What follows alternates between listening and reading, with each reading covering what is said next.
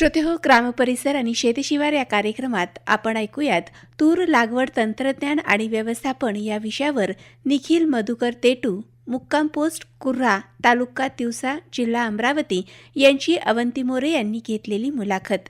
या कार्यक्रमाचे सादरकर्ते आहेत भैयालाल टेकाम. नमस्कार शेतकरी बंधू भगिनींनो, आकाशवाणी अमरावतीच्या शेतीविषयक ग्रामपरिसर आणि शेतशिवार या कार्यक्रमात मी आपली रेडिओ मैत्रीण अवंती मोरे आपणा सगळ्यांचं मनपूर्वक स्वागत करते. श्रोतेहो, आपल्या राज्यातील महत्त्वाच्या कडधान्य पिकांपैकी तूर हे एक प्रमुख नगदी आणि अन्नधान्य पीक आहे. तुरीमुळे जमिनीची सुपीकता वाढवण्यास मदत होते, तसंच शेतकऱ्यांना आर्थिक स्थैर्यही मिळतं. पण बदलतं हवामान, कीड रोगांचा प्रादुर्भाव आणि उत्पादन खर्चातील वाढ यामुळे तूर उत्पादनासमोर अनेक आव्हाने उभी राहिलेली आहेत. या पार्श्वभूमीवर तुरीचं अधिक उत्पादन आणि गुणवत्तापूर्ण उत्पन्न मिळवण्यासाठी सुधारित वाणांची निवड, योग्य लागवड पद्धती, खत व्यवस्थापन, तण नियंत्रण, कीड रोग व्यवस्थापन आणि आधुनिक तंत्रज्ञानाचा वापर याविषयी आपण जाणून घेणार आहोत. त्यासाठी आपण अमरावती आकाशवाणीच्या स्टुडिओत आमंत्रित केलेलं आहे निखिल मधुकर तेटू यांना, जे नैसर्गिक शेती फार्मर मास्टर ट्रेनर आहे, कृषी विज्ञान केंद्र घातखेड अमरावती इथे, आणि हे एक प्रयोगशील शेतकरी आहेत. निखिलजी, आपलं ग्रामपरिसर आणि शेतशिवार या कार्यक्रमात खूप स्वागत. नमस्कार. नमस्कार मॅडम. श्रोतेहो, आजचा आपला जो ग्रामपरिसर आणि शेतशिवार या कार्यक्रमाचा विषय आहे तो आहे तूर लागवड तंत्रज्ञान. तर निखिलजी, सगळ्यात पहिले मला आपल्याला विचारायचं आहे की तूर पिकाचं उत्पन्न कमी येण्याचं मुख्य कारण काय आहे? सुरुवातीला तूर पिकामध्ये सर्वात मोठा बायोमास तयार होत होता.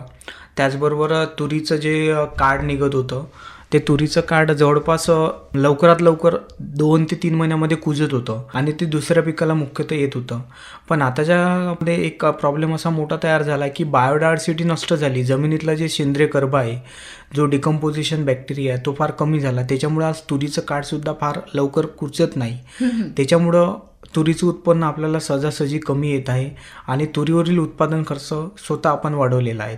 अच्छा, अमरावती जिल्ह्यात पारंपरिक पद्धती कोणत्या आहेत? तूर उत्पादन आपण जेव्हा करतो तर त्या अनुषंगाने काय सांगाल?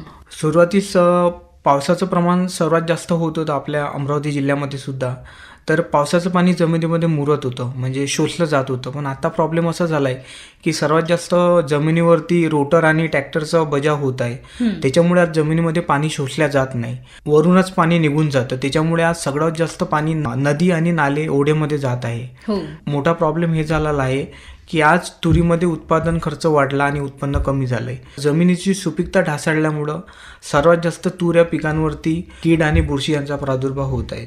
अच्छा, तर ह्याच अनुषंगाने आता मला आपल्याला विचारायचं आहे की आधुनिक पद्धतीमध्ये तूर लागवड शक्य आहे का? हो, तूर लागवड आधुनिक पद्धतीमध्ये शक्य आहे. त्याचं सर्वात महत्त्वाचं कारण म्हणजे जवळपास बेड आपला 3.5 फुटाचा जर घेतला आपण वरत्या, तर त्याच्यावर आपण तूर 1 तास लागवड करू शकतो की ज्या तुरीमध्ये आपलं डिस्टन्स मोकळं राहील, त्याचबरोबर हवा खेळती असल्यानं सर्व दाना तुरीचा पक्वा होईल आणि त्यानंतर तुरीतलं जे मेजर प्रॉब्लेम आहे की त्याच्यामध्ये वांज रोग येतो, मर रोग येतो, तो कमी होणार आणि उत्पन्न तिथं आपलं वाढेल. त्याचबरोबर तुरीतलं जे ऑर्गॅनिक मॅटर आहे, जे आपण रायझोबियमच्या गाठी म्हणतो, म्हणजे नत्र स्थिरी करणारे जीवाणू, ते सुद्धा लवकरात लवकर तूर या पिकाला उपलब्ध होणार. त्याचमुळे आधुनिक परिस्थितीमध्ये तूर लागवड करायची तर सर्व शेतकरी मित्रांना माझी एकच विनंती आहे की तूर बेडवर लागवड करा, म्हणजे जवळपास तुमचं उत्पन्न वाढेल आणि उत्पादन खर्च तुमचा कमी होणार. अच्छा, प्रश्न आहे की आधुनिक शेतीमध्ये उत्पन्न वाढीचं मुख्य सूत्र काय आहे?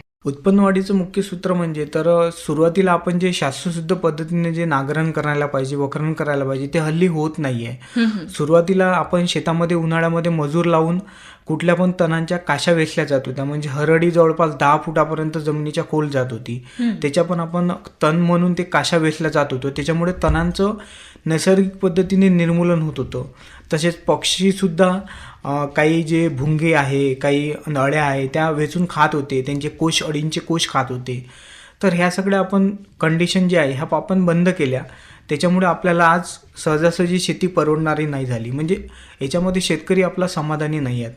कारण की जवळपास शेतीवरील दिवसेंदिवस समस्या वाढत आहे, पण आपल्या शेतमालाला भाव जो आहे तोच आहे. आता आपण प्रयोगशील शेतकरी म्हणून पण कार्यरत आहात आणि तरुण पण आहात, तर असे प्रयोग करण्याची आपल्याला आवड कशी निर्माण झाली? कारण आपण म्हणतो की पारंपरिक पद्धती तेही आता लोक तेही करायला कंटाळा करतात आहेत, तर आपण त्या शास्त्रशुद्ध पद्धतीला छेद दिलेला आहे, त्याच्यात कंटाळा केलेला आहे, पण अशा याच्यात तरुण असताना आपल्याला काहीतरी एक नवीन प्रयोग करावा वाटला, तर मला याविषयी आपल्याकडनं जाणून घ्यायचं आहे. शेवटची सुरुवातीचीच म्हण आहे की जुनं ते सोनं. हो. सुरुवातीला म्हण होती की तण देई धन, पण आता तण आपल्याला सोनं देत आहे. शेतामध्ये जर तणच उगवलं नाही ती बायोमास तयार कुठून होणार, सेंद्रिय कर्ब कुठं वाढेल? तर आपल्याला सोनं तयार करायचं आहे. तणच आपलं सोनं आहे, जे की बायोमास कुजवल्यानंतर तिथं ऑर्गॅनिक मॅटर वाढेल आणि तिथं ह्युमस वाढेल. ह्युमस वाढला म्हणजे जमिनीतलं बॅलन्स स्थिती जी आहे ते पुन्हा सक्रिय झाली, म्हणजे पूर्ण बॅक्टेरिया ऍक्टिव्ह झाला आणि तिथंच आपलं उत्पादन खर्च कमी झाला आणि उत्पन्न वाढलं. हेच आपण समजू शकतो.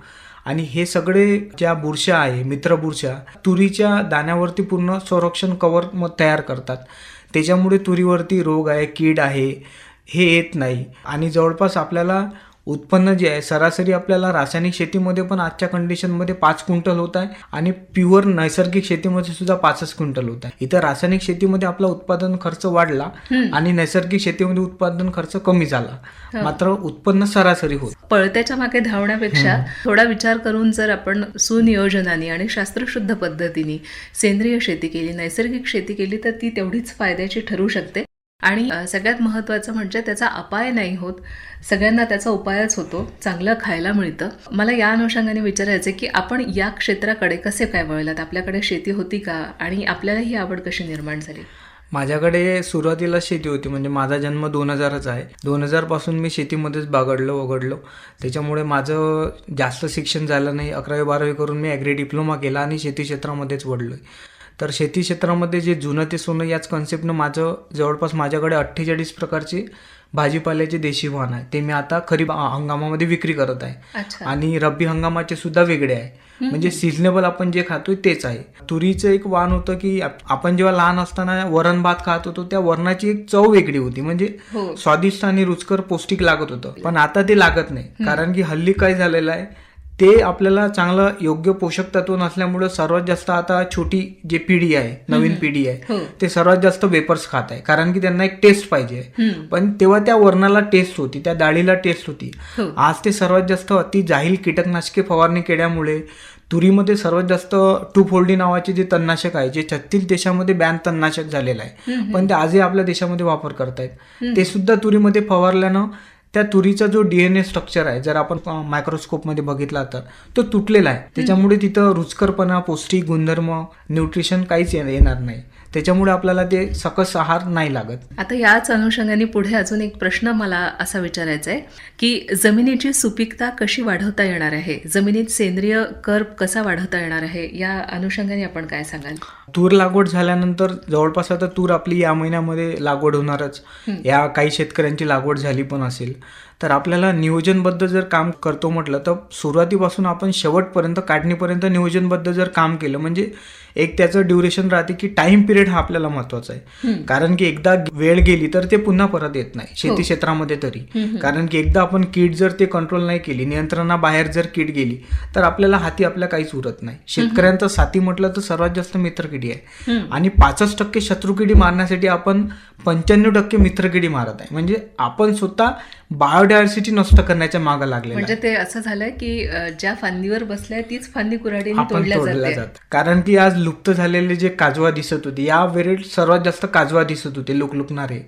त्याच्यानंतर वटवाघूळ दिसत होतं, घुबड दिसत होते. हे रात्रीला भुंगे, अळीचे कोश वेचून खात होते आणि त्यांच्यावरच त्यांची उपजीविका होत होती. पण हल्ली आता ते दिसेनासे झाले, कारण की शेतकऱ्यांनी त्यांच्यासाठी काहीच ठेवलेलं नाहीये. ते साप, विंचू सुद्धा त्यावेळेस खात होते. यावेळेस सर्वात जास्त त्यांना गरमी होत होती, ते बाहेर निघून घुबड, वटवाघूळ खात होते. पण हल्ली आपल्यामुळं सर्वात जास्त आपण आपला जो मित्र आहे तो पण तोडला, मित्र किडी पण तोडली.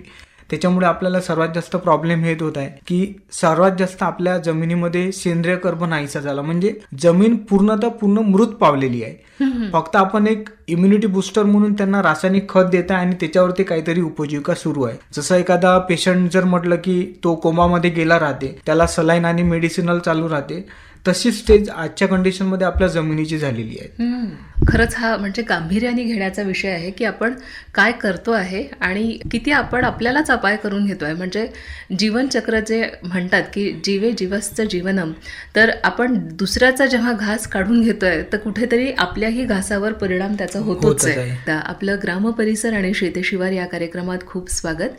आणि आज ग्रामपरिसर आणि शेतशिवार या कार्यक्रमात आपण तूर लागवड तंत्रज्ञान या विषयाच्या अनुषंगाने बातचीत करत आहोत. आणि या विषयावर बोलण्यासाठी, अधिक माहिती जाणून घेण्यासाठी आज आपण आकाशवाणी अमरावतीच्या स्टुडिओत आमंत्रित केलंय निखिल मधुकर तेटू यांना, जे नैसर्गिक शेती फार्मर मास्टर ट्रेनर आहेत.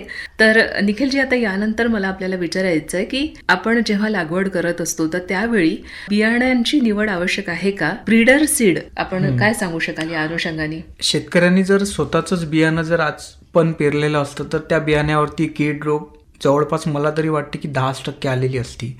कारण की शेतकऱ्यांना सर्वात जास्त धाव आहे कृषी केंद्रामध्ये.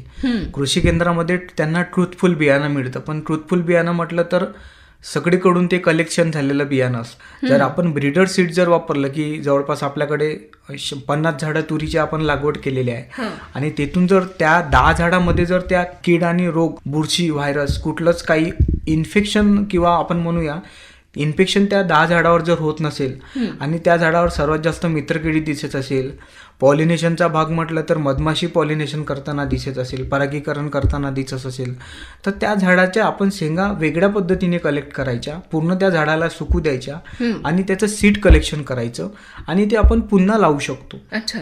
जवळपास म्हटलं तर ते ब्रीडर सीड आपलं झालं, म्हणजे आपल्या शेतकी भाषेमध्ये. आणि तेच ब्रीडर सीड आपण पुन्हा लावल्यानंतर आपल्याला उत्पन्न वाढेलच, त्याचबरोबर आपल्याला रोगकिडीचा प्रादुर्भाव होणार नाही. तसंच दुसरी पद्धत म्हटलं तर आपण जे ब्रीडर सीड लावतोय ते ब्रीडर सीड आपण दुसऱ्याला पण शेतकऱ्यांना विक्री करू शकतो.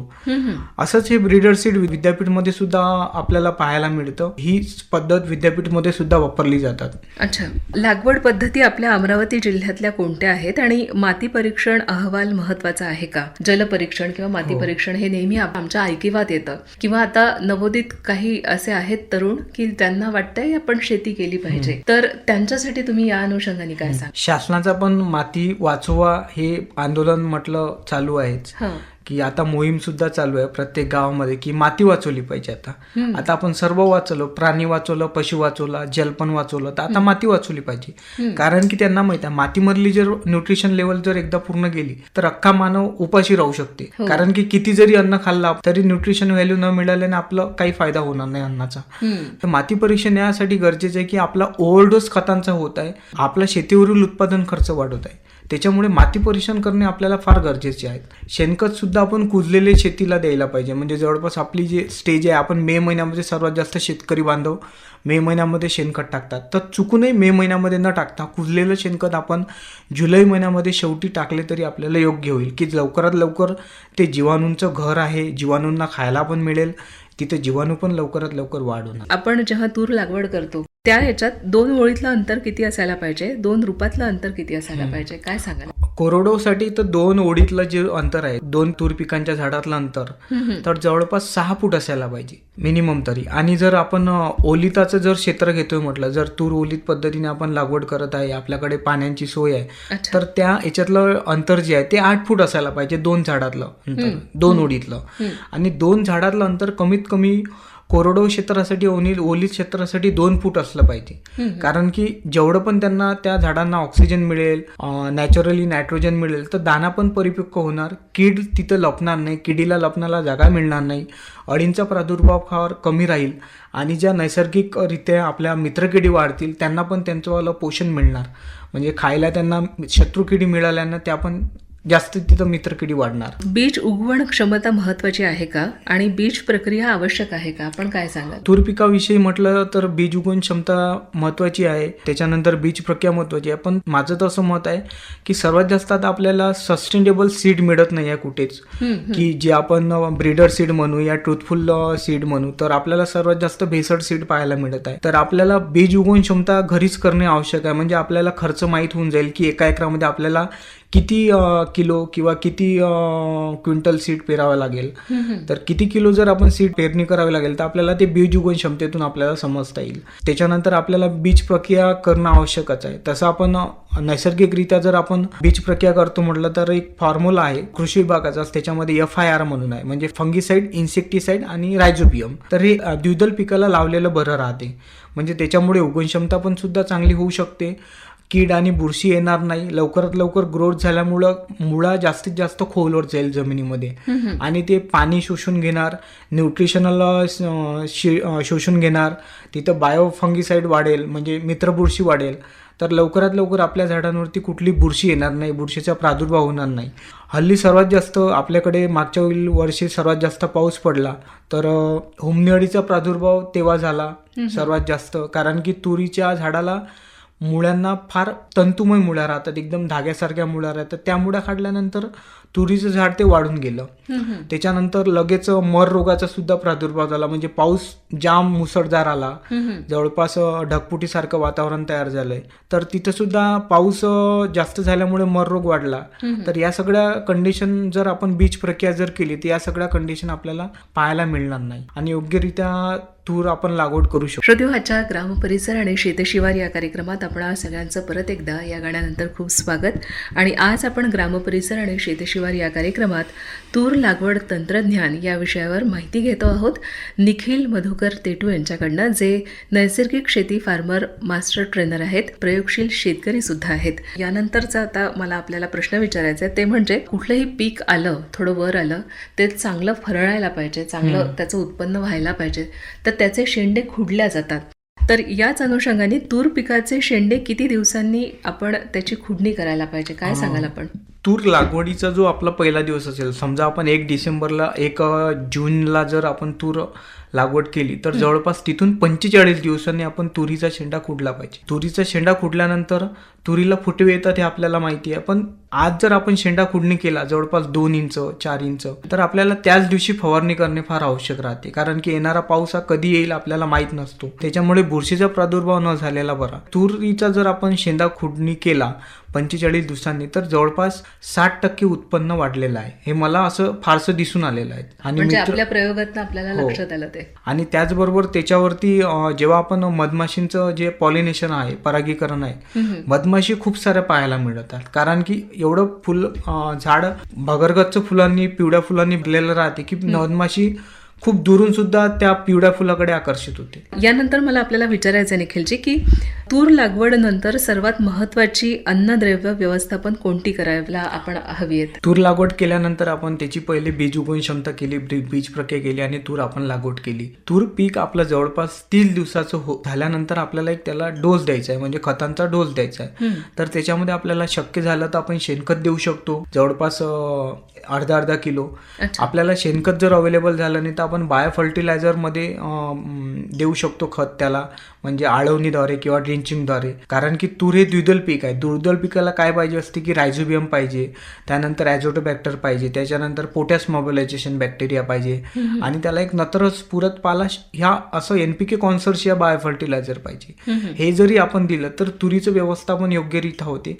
आणि तुरीवर आपला जे फवारणीचं नियोजन आहे, सुरुवातीला आपण नीम अर्क किंवा देशपांडे अर्काची जरी फवारणी केली, जी आपल्याला कमी खर्चामध्ये उपलब्ध होऊन जाईल, निविष्ठा, तर ते सुद्धा आपण फवारणी त्याच्यावर करू शकतो. यानंतर अजून एक प्रश्न असा आहे की जमिनीतून होणारा हुमणी अळी प्रादुर्भाव यासाठी काय आपण व्यवस्थापन करायला पाहिजे आणि मर रोग नियंत्रणासाठी आपण काय करायला पाहिजे? म्हणजे शेतकरी बांधवांना हा प्रश्न असतो की कीड येते, हा मर रोग येतो, तर ह्याच्यावर त्यांनी नियंत्रण करण्यासाठी त्यांनी काय करायला पाहिजे? सुरुवातीला जून महिन्यामध्ये जेव्हा वळवाचा पहिला पाऊस पडतो तर कडुलिंबाच्या किंवा बाबळीच्या झाडावर छोटे छोटे भुंगेरे पाहायला मिळतात. आपल्या घराशेजारी जरी बाबळीचं झाड असेल किंवा कडुलिंबाचं झाड असेल तर तिथं भुंगेरे येतात, ते आपल्या घरी येतात, आपल्याला माहीत नसतात, कारण की ते प्रकाशावर आकर्षित होतात. आपण जर आपल्या शेतामध्ये या जून महिन्यामध्ये जरी एखादं घमिलं ठेवलं, त्याच्यामध्ये एरंडीचं तेल आणि पाणी टाकून ठेवलं आणि त्याच्यावर पिवळा असा लाईट लावला, पिवळा प्रकाशाचा लाईट, तर जवळपास हुमणी अळीची भुंगेरी तिथं नियंत्रण होऊ शकते. म्हणजे आपल्याला जो प्रादुर्भाव जुलै ऑगस्ट महिन्यामध्ये जाणवतो हुमणी अळीचा, तो आता आपणच कंट्रोल करू शकतो या महिन्यामध्ये. पण सर्व शेतकऱ्यांनी जर केलं तर तो एकजुटीचा आपला संघर्ष होऊ शकतो. पण मी शेतकरी करत आहे म्हणून बाकीचे शेतकरी करत नाही, म्हणजे नुकसान त्यात माझं सुद्धा होत आहे आणि इतर शेतकऱ्यांचं सुद्धा आहे. ते एकजुटीने सर्व शेतकऱ्यांनी जर केलं तर होमनी आज हद्दपार होऊ शकते. तशी पण आपण होमनी अळीची लाईफ सायकल वाढवलेली आहे. ते 365 दिवस सुद्धा होमनी अळी ऍक्टिव्ह झालेली आहे. कारण की ते कुठल्या पण झाडांच्या तंतुमय मुळावर जगणारी आहे, शेणखतात सुद्धा जगणारी आहे, कडुलिंबाचं झाड असो, बाबुळ्याचं झाड असो त्याच्यावर सुद्धा जगणारी आहे. त्याच्यामुळे ती नाहीशी झालेली नाही. त्याच्यावर जर दुसरा पर्याय म्हटलं तर बायो फर्टिलायझरमध्ये एक बॅक्टेरिया आहे जो ती पण बुरशीच आहे, मेटारायझम ॲनिसोप्ली नावाची. ही बुरशी सुद्धा होमनी अळीवर स्वतः आपलं अस्तित्व निर्माण करते आणि होमनी अळी मारते. तर शेतकऱ्यांनी जुलै महिन्यात तूर लागवड केल्यानंतर सुद्धा दुसरी आळवणी करायची असल्यास तर स्पेशली मेटारायझम ॲनिसोप्ली या जीवाणूंची करावी. तर होमनी अळी तुमची अळी 80% 90% नियंत्रणात येईल. फुल अवस्था, शेंगा अवस्था, दाणे भरणे अवस्था, तर याचं नियोजन आपण कसं करू शकतो, या अनुषंगाने आपण काय सांगाल? सुरुवातीला पीक आपलं जवळपास 60 दिवसाचं झाल्यानंतर पहिला अटॅक आपला तूर पिकावर होतो की शेंडे गुंडाळणारी अळी येतो. त्याच वेळेस जर आपण कामगंध सापळे लावले तर शेंडे गुंडाळणारी जी अळी आहे ते आपल्या ट्रॅपमध्ये त्यांचे पतंग तयार होऊन जातात, पकडले जातात. तर तिथं आपली शेंडे गुंडाळणारी अळी येणार नाही. त्याच्यानंतर त्याच्यामध्ये पिसारी पतंगचा अटॅक होतो. जेव्हा आपलं शेवऱ्यावर म्हणजे अंडी अवस्थामध्ये आपली तूर पीक येते तर तिथं आपलं सर्वात जास्त पिसारी पतंगचा, शेंगमाशीचा अटॅक होतो. तर ते सुद्धा आपण फवारणीकडून, जसं नीमास्त्र आहे, अग्निअस्त्र आहे, ब्रह्मास्त्र आहे, नैसर्गिक शेतीमध्ये जे आपण फवारणी करतोय त्याच्यासुद्धा आपण नियंत्रण करू शकतो. तसेच आपल्याला दुसरं नियोजन जर करतोय म्हटलं तर आपल्याला विविध प्रकारचे लाईट ट्रॅप वापर केले, कामगंध सापळे वापर केले तरी सुद्धा आपले तूर पीक नियंत्रण होऊ शकतं. त्याचबरोबर सर्वात जास्त शेतकरी काय करतात, ज्यावेळेस फुलं अवस्था असते त्यावेळेस सर्वात जास्त अतिजाईल कीटकनाशकांची फवारणी करतात. त्यामुळे मित्रकिडी तर येतच नाही पण मधमाशी सुद्धा येत नाही. मधमाशीला दुरून स्मेल गेला तरी त्या शेतात येत नाही. फुल अवस्थामध्ये साधीसुधी एखादी नीमअर्क, देशपन्नी फवारणी केली आणि तशीच ते कंडिशन राहू दिली तर मधमाशी सुद्धा, आज जर तुम्ही देशपन्नी अर्क किंवा निमास्त्राची फवारणी केली तर आजच मधमाशी तुमच्या शेतावर येऊन मेल फुलाचं रूपांतर फिमेलमध्ये करून सर्वात जास्त तुमचं उत्पन्न वाढ करू शकते. पण बरंच काही शेतकरी वर्ग त्याच वेळेस सर्वात जास्त फवारणी करतोय, म्हणजे फुलगळ नाही झाली पाहिजे, बोरान वापरतात, त्याच्यामुळे अतिजाईल कीटकनाशके वापरतात, त्याच्यामुळे मधमाशी येत नाही. आणि तूर या पिकाला सर्वात जास्त मधमाशींचं पॉलिनेशन महत्त्वाचं आहे. हवेमार्फत सुद्धा मेल फिमेल तूर पिकाला पॉलिनेशन होतं, पाण्याच्या संपर्कातून सुद्धा पॉलिनेशन होतो. पण सर्वात जास्त जो बार खाली गळलेला राहतो म्हणजे तूर पिकाचा, तर तो सर्वात जास्त मेल या कळीचा बार खाली गळलेला राहतो आणि फिमेल कळीतून आपलं शेंगेमध्ये रूपांतर झालेलं असतं. तरी पण त्यावेळेस फार कमी अत्यंत जाईल कीटकनाशकांचा वापर करू नये. त्याच्यामुळे आपल्याला मधमाशी संवर्धन होईल, मधाचं पोळं सुद्धा नॅचरली खायला मिळेल, मित्रकिडी सुद्धा संवर्धन होतील आणि तूर जी आहे आपल्याला फार पौष्टिक गुणधर्मांनी भरलेली आपल्याला खायला मिळेल. अरे वा. आमचे जे शेतकरी बांधव आहेत किंवा नवशेतकरी आहेत, जे युवा शेतकरी आहेत, त्यांना आपण या अनुषंगाने काय सल्ला द्याल? माझा सल्ला हाच राहील की आपण सुरुवातीला समाधानी म्हणूनच काम करायला पाहिजे, एक शेती आनंदी म्हणूनच काम करायला पाहिजे. कारण की शेती ही एक श्रमजीवी झालेली नाही आहेत. शेतीला आधारित आपण 2 ते 3 उद्योग तरी करायला पाहिजे. त्याचबरोबर सर्वात जास्त जर आपल्याला भर द्यायचा असेल तर आपण कुठलं जरी बियाणं लावलं तर आपल्या बियाण्यातून रोग नाही पसरत, पण आपल्या जमिनीतून रोग सर्वात जास्त त्या बियाण्यावरती पसरत आहे. तर आपल्याला आधी जमीन बलवान बनवायची आहे, जमिनीतलं ऑर्गॅनिक मॅटर वाढवायचं आहे, जमिनीची सुपीकता वाढवायची आहे. तर हेच जर आपण वाढवलं, मातीवर सर्वात जास्त आपण जर भर दिला, माती जर आपण सकस केली, बलवान केली तरच आपण कुठले पण त्याच्यामध्ये पीक घेऊ शकतो आणि जे सरासरी आपण उत्पन्न घेत होतो त्याचं उत्पन्न सुद्धा आपलं वाढू शकतं आणि उत्पादन खर्च आपला फार कमी होऊ शकतो. तरच शेतकरी स्वतः आत्मनिर्भर बनू शकते, स्वावलंबी बनू शकते आणि स्वतःचा माल स्वतः विक्री करू शकतो. खूप साऱ्या ज्या आपल्याला योजना आहेत त्यांच्या योजनांचा आपल्याला अंमलबजावणी करता येईल. निखिलजी, आज आपण ग्रामपरिसर आणि शेतशिवार या कार्यक्रमाअंतर्गत आकाशवाणी अमरावतीच्या स्टुडिओत आलात आणि इतकी दिलखुलास बातचीत तूर लागवड तंत्रज्ञान या विषयावर केली आणि त्या विषयाची माहिती पण दिली. तर मी आकाशवाणी अमरावतीच्या वतीने आणि व्यक्तिशः आपली खूप आभारी आहे. धन्यवाद मॅडम. नमस्कार. धन्यवाद. श्रोते हो, आताच आपण ग्रामपरिसर आणि शेतशिवार या कार्यक्रमात तूर लागवड तंत्रज्ञान आणि व्यवस्थापन या विषयावर निखिल मधुकर तेटू, मुक्काम पोस्ट कुर्हा, तालुका तिवसा, जिल्हा अमरावती यांची अवंती मोरे यांनी घेतलेली मुलाखत ऐकलीत. या कार्यक्रमाला निर्मिती सहाय्य अवंती मोरे यांचं, तर तांत्रिक सहाय्य गणेश देशमुख आणि गजानन भुसकुडे यांचं. तर या कार्यक्रमाचे सादरकर्ते होते भैयालाल टेकाम.